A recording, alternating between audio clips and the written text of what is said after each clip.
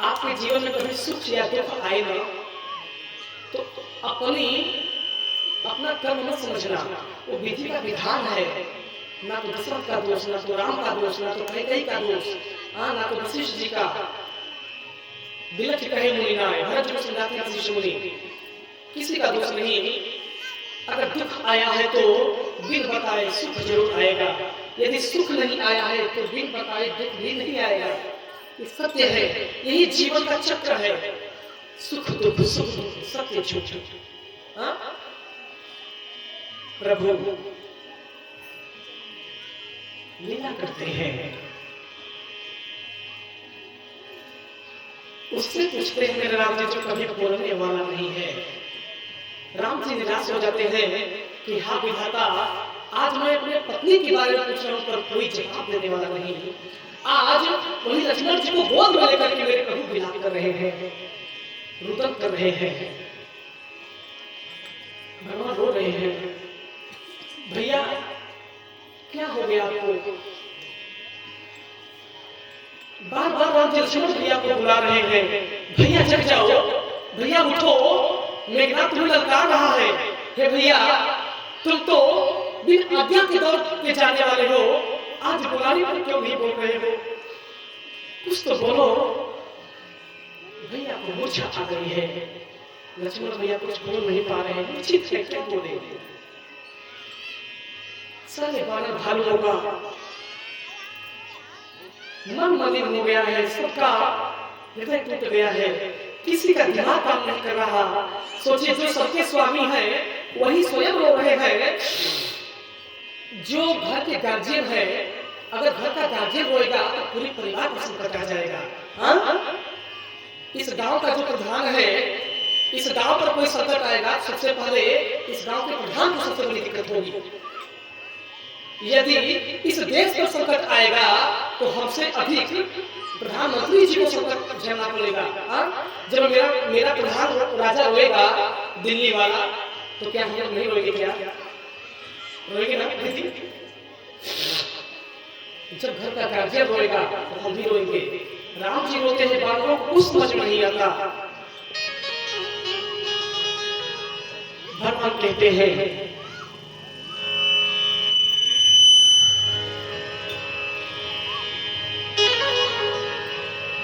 क्या मोल भला मेरे इस जीवन का, आए यदि भाई के काम नहीं। भाई को जो आज मैं बचा ना सका, तो फिर कोई राम कल का नाम नहीं। हे सुन बराह वालों, सुनकर वालों, हे जग वालों, इस जग में सब सुख है,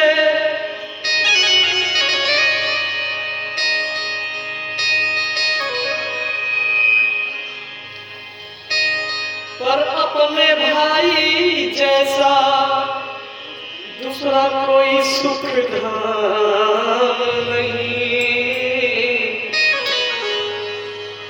है। जोड़ी ये राम और लक्ष्मण की, यदि जो लक्ष्मण जो नहीं तो आज राम नहीं।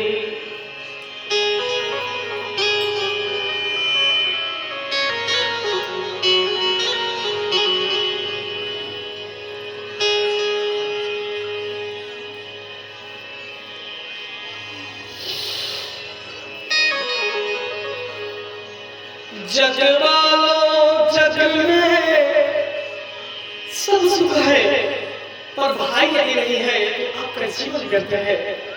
प्रभु रो रहे हैं, भैया आज नहीं जगे तो कभी मैं तुमको उठा नहीं पाऊंगा।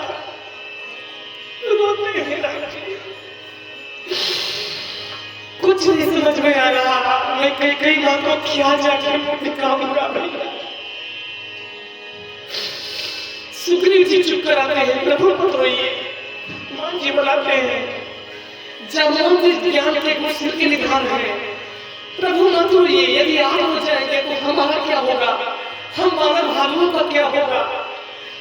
राम जी किसी की बात नहीं सुन रहे, उनको तो राजू भैया एक ही बात की चिंता है, मैं बनवास विदित करके जाऊंगा, लक्ष्मण भैया नहीं उठा, भगवान को मैं मुंह क्या दिखाऊंगा, मैं कहीं को क्या कहूंगा, सुमित्रा माता को क्या कहूंगा। चिंता करते हैं, रुदन करते हैं। संजीवनी लावन चले कपि कह जय श्री राम, करुण अवस्था में यहाँ रोते हैं करुणा निधान।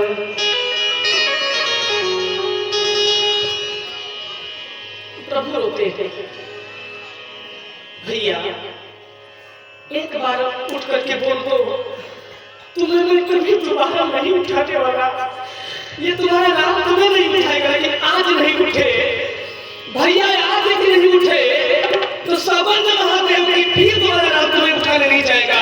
यदि आज तुम नहीं उठे तो ये राम नहीं, यदि राम नहीं तो सिया नहीं, यदि सिया नहीं तो फिर ये धरती नहीं, ये ब्रह्मांड नहीं, यदि ब्रह्मांड नहीं महंत जी तो फिर भी कुछ भी नहीं।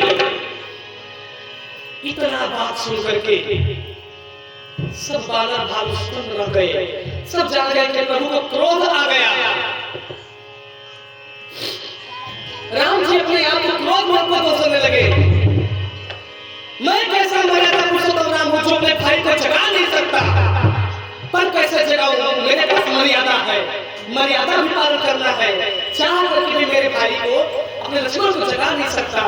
लेकिन आज राम जी रो करके कह रहे हैं, भैया तुम 12 वर्ष तक जग जग के मेरी रक्षा किए, मेरा प्रहरा दिए, इसलिए राम जी किसी को बताना नहीं चाहते और राम जी ये दिखाना चाहते हैं कि आज बड़े मुश्किल से मेरे लक्ष्मण भैया को सोने का समय मिला है। आज मैं भैया को नहीं उठाऊंगा क्योंकि मेरा भैया जाग जाएगा तो फिर इसे सोने का मौका नहीं मिलेगा, इसलिए रात भर अभी टाइम है, रात भर मतलब 12 घंटा, 12 घंटा नहीं, कितने घंटा हुआ हो, कितने घंटा हुआ रात भर, 8 घंटा, कितना घंटा हुआ, 12 घंटा हो गया ना। 12 घंटा राम जी सोचे कि 12 घंटा भी भैया को सो लेने दे, तब तक अपने आंखों की जो सो करके अपने आंसू में बचाया हूं, आज इन आंसुओं को, बचे हुए आंसुओं को आज गिराने का वक्त आ गया है, इसलिए हे नींद रानी अब आज तू भाग जा, आज नींद भी मत आना, और आज मेरे भैया के, मेरे नींद के मतलब मेरी नींद रानी आप भैया लक्ष्मण की नींद में चले जाइए, उसे डबल निद्रा हो जाए और नींद के मारे मेरी आंखें लाल हो जाए, मैं जितना 12 वर्ष सोया हूँ वो नींद लक्ष्मण जी को मिल जाए और आज मैं जगूंगा, आज मेरे भैया सोएंगे। राम जी हालांकि बार-बार प्रभु चौहाई उठावा, राम जी बार-बार उठाना चाहते हैं, किसके नजर में, जगवालों के नजर में, तब रघुपति जानत सब कारण। राम जी सब जानते हैं, भक्तों की मर्यादा के लिए मेरे प्रभु लीला कर रहे हो, हाँ सबको दिखा रहे हैं, मानो उनकी लीला गरुड़ जी भी नहीं समझ पाए, नारद मुनि भी नहीं समझ पाए, जयंत नहीं समझ पाया, अच्छे नहीं समझ पाए, तो हमारा आपका क्या कहना। राधे राधे। प्रभु विलाप कर रहे हैं, कहते हैं भैया उठ जाओ, उठ जाओ भैया, जाके कब का हम माता सुमित्रा से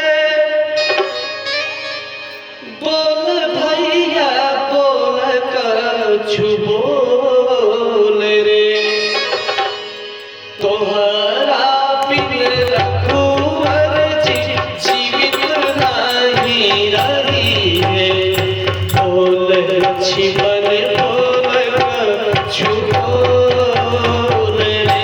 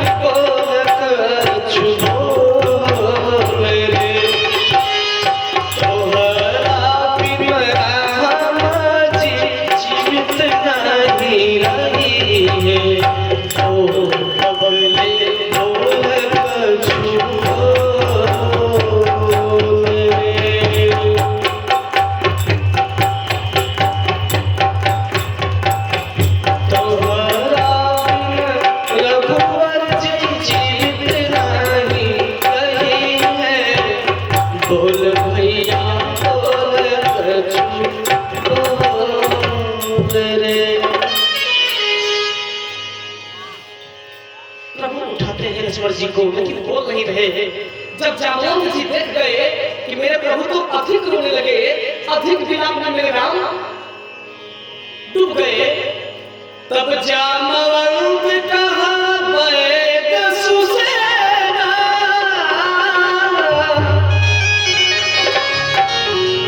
ललकार हरि को पठाई लेना।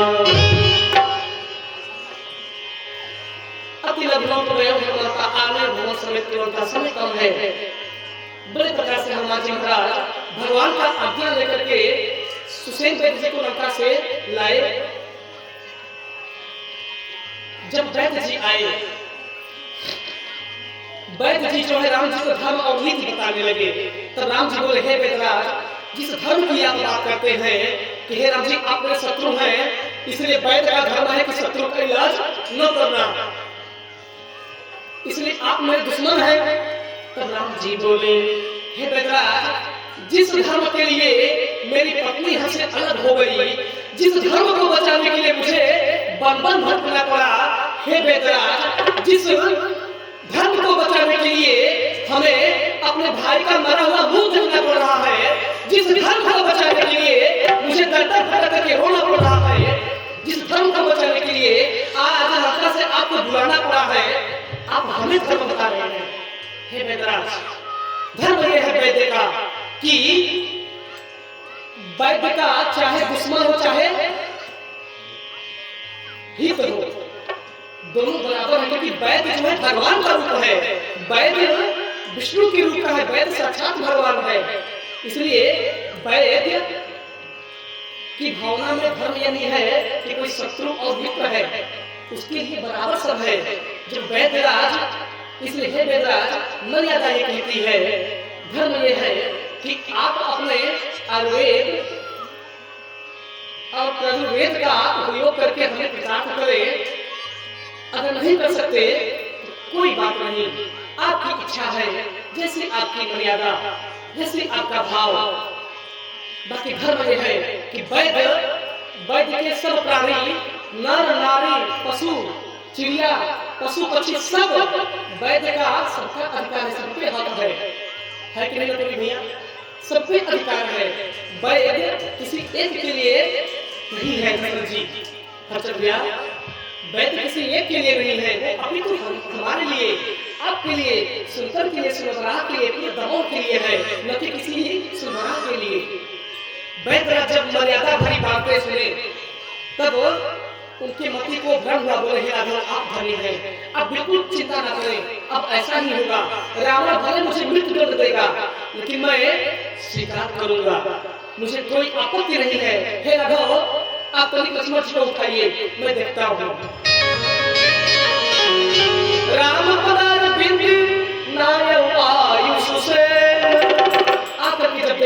किए? कहा नाम गिरी औषधि जाहु पवन सुत रे। यहाँ आप लोग विद्वान में एक बात गौर कीजिएगा, यहाँ बहुत बुरी तरीके से बात फंस गई। बात अनंतिया कैसे फंस गई? जान मन को कहा बैठ से सेना लड़का रही को पठाई लेना। जब राम जी रो रहे थे तो जामवंत जी को बुद्धि आ गई। हनुमान जी का बुद्धि कहाँ चला गया? हनुमान जी कभी ये बात बोल सकते थे कि प्रभु आप लोग मैं जाऊँ, मैं बैठराज को लेके आ रहा हूँ, या कोई उपाय हनुमान जी बताए होते या सुग्रीव बताए होते। लेकिन यहाँ बैठराज क्या बोले? कहा नाम गिरी औषधि जाहु पवन सुत ले, जाहु जामवंत जी ले, जाहु अंगद जी ले नहीं, जाहु पवन सुत। हे पवन के सुत, हे पवन पुत्र हनुमान जी महाराज, यह काम आपसे ही संभव है। जामवंत नंद सुग्रीव की बस की बात नहीं, क्योंकि आप जो है संकट को उखाड़ कर जड़ से फेंक देते हैं। संकट भी आपके आगे आने से डरता है। इसलिए मैं आपको चुना हूँ, क्योंकि आप उस लायक हैं। यह नाम गिरी औषधि नेपाल के हिमालय में मिलेगा, और यह औषधि है जगमगाती है, इसका पहचान है सब बताई देवर। और यह काम रातों रात होना चाहिए, और वह तुम्हारे अंदर सामर्थ्य और किसी में नहीं है। इसीलिए जाओ, कहा नाम गिरी औषधि जाओ पवन सुत। कोई संदेह?